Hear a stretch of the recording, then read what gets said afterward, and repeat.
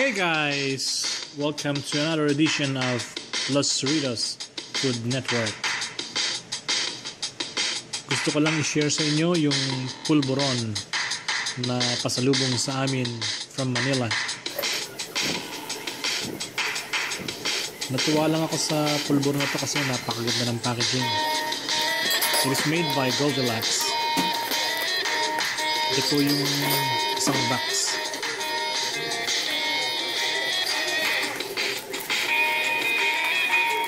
Ito pong box na ito ay merong 10 pirasong Goldilocks pulburon. At meron pong 5 klaseng flavor. Ito po, merong coffee crumble pulburon, merong cookies and cream, at ito po yung classic pulburon. And then, ito po yung pinipig.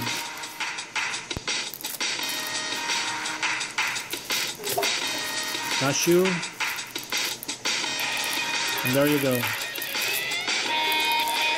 I'm so amazed kasi maganda yung packaging nila. Pati yung bawat piraso.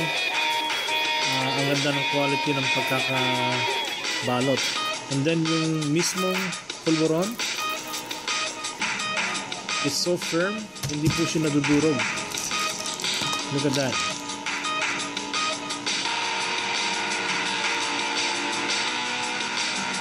But anyways,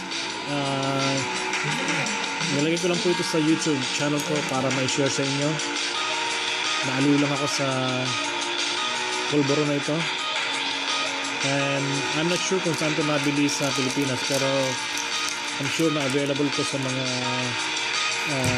supermarket like probably SM. Alright. Thank you for watching.